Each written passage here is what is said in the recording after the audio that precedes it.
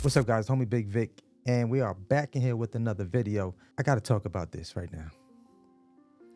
I need you guys to imagine this for a second, especially you owner operators, especially you guys that run relay freight, Amazon relay loads. Imagine going to Amazon, you're doing an Amazon to Amazon run, and you get out your vehicle to go to the back of your truck to make sure, your equipment is still on your vehicle. And you guys know Amazon relay, not Amazon relay per se, but some of the workers can get very, very slack after loading your truck and not placing your pallet jack or your straps back on your vehicle. So I've always encouraged everybody, like, look, when Amazon loads your truck, make sure you go to the back of that truck, make sure your equipment is on there. So a carrier is getting out of their truck to do exactly that. And as they're stepping out of their truck to walk to the back of their vehicle, one of the workers that are loading the truck peeks their heads out from, between the truck and, the dock, and yells out, "Get back in your truck." So one of my mentees proceeds to get back in the truck because they were actually going back there to check their things. Now, they get back in the truck, they go down, check out of Amazon, and proceed down the interstate. I hope y'all sitting down. They proceed down the interstate, and as they're proceeding down the interstate, another box truck driver pulls beside them and kind of signals like to pointing at their box. So they pull over and they go check the back of their box. And this is what they see. Their box is open. But before they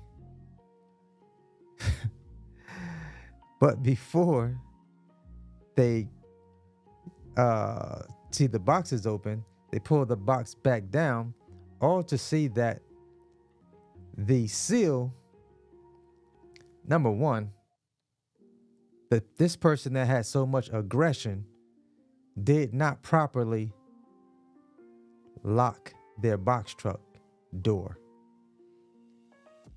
Here's the photo of it with the seal intact. So this was not only dangerous to the carrier, to others that may have been on that interstate that could have seriously been injured because of an Amazon female worker with a lot of male aggression in her tone, in her posture, and in her spirit. This is a female we're talking about that yelled out to this carrier, "Get back in your truck."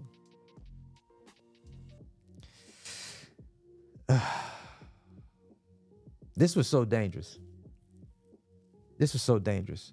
That facility, by the way, I gotta say what facility it was. This happened at Rick 2 in Chester, Virginia. So Amazon, if you guys are watching, there's a female there with a lot of male aggression in her voice that did not properly close a box truck owner operator's box with all those cages back there. That could have been a travesty. Could have been so bad, and someone could have got injured, right, because of this person's negligence and thinking they're a super loader and acting like they actually run Amazon. That always gets on my nerves when someone actually performs and does too much at their job and not even doing it properly. And you're yelling at an owner operator that is that's independent from Amazon, number one.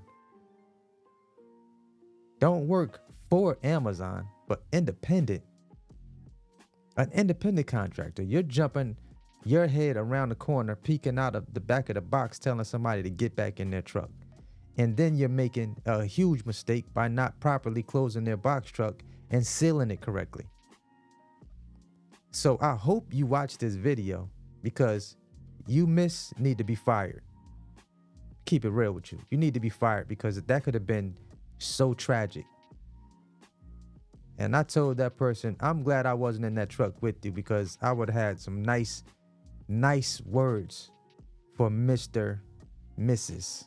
Because you can't tell a person to get back in their vehicle that's going to check their equipment when pallet jacks are always not placed back on those trucks.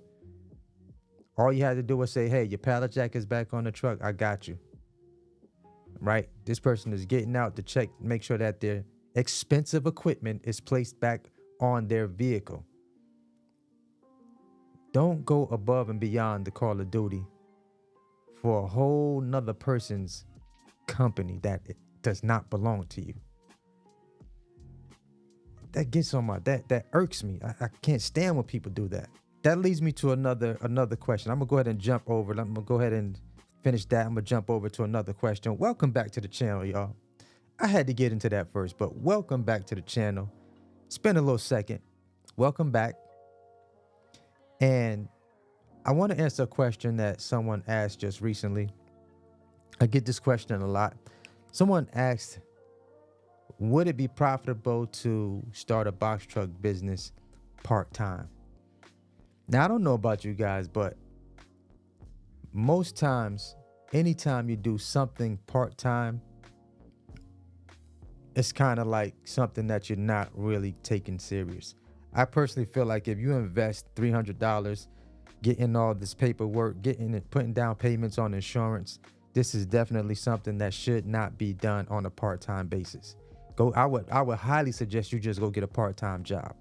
But starting a box truck business part-time, now if you say part-time, okay, I'm gonna go buy a truck, put a driver in it, and then y'all kind of just figure it out from there, then that's different. But if you're saying that, hey, I want to work this business on the weekends, number one, you got a brand new authority. With the brand new authority, I don't see how you will make that work just doing something on the weekends, unless you're, placing ads and saying that you're moving, people's houses, moving furniture, just doing other things outside of moving actual freight off the load boards. Amazon Relay probably really wouldn't be an option for you unless you're leased onto another company that has an Amazon Relay account. But other than that, it won't make sense to do this part-time, right? When I purchased my first truck, and I went and started, I was doing Amazon, just catching them after I would leave the barbershop, right? I would catch loads, and then I would see loads on the load board while I'm actually cutting hair, and I'm looking back like, yo, this is a $400 or $500 load on the load board. So I had to make a decision whether I want to make $35 on this head or catch this $400 load quite often. So it made more sense for me to get in that truck and take it serious and do it full time, retire myself from the shop and start doing this, take it serious and do it full time, right? I invested a lot of money. So I don't recommend people trying to start a box truck business on a part-time basis or halfway doing this business, because I just can't do things halfway. That's just not my character, my personality. It doesn't make sense to me to start a box truck business on a part-time basis. At this point, like if you're investing all this money, it's definitely decision time. I'm either starting this business and gonna go all in, or I'm not gonna do it at all. Right? I'm either gonna start this business, you may be putting someone in the truck, and you guys get out there and make some things happen, or just keep the 9 to 5 and go get a part-time job if you're looking just to make a little extra income on the side. So that's kind of like my take on that question. I did want to jump on here and answer that because a lot of people ask me that question. I do consultations with people who also ask that same question, right? You have a job, but then you also want to get get this business started on the side, right? So definitely make sure that this is really something that you want to pursue and go full steam ahead. Like you really know that, hey, I want to get in here and I want to make some things happen, right? And we're in a time right now where, the freight rates are up and down. We are coming into Amazon's, spikes in their freight, their peak seasons. It will be on the horizon. I'm assuming certain markets may see better spikes than others, similar to like it did last year. It wasn't like the craziest, but there was some spikes in the freight that did come out. So, going into the winter, a lot of those winter cities, those cities that get hit pretty heavy, those are typically the areas that see a major spike in their freight rates with Amazon. Now, I'm not speaking like off the DAT load board. I'm speaking specifically like just Amazon relay freight. Keep doing your research. There's a ton of videos out here. Do your research. Do all your due diligence before you, take the plunge. But I would definitely highly recommend that you decide, hey, I'm going all in on this business. Got any questions? Drop them down below in the comment section. It's Tommy Bigg Vic TV. Always hustle, never stop growing. Until the next video, let's go, let's get it. Let's eat, baby.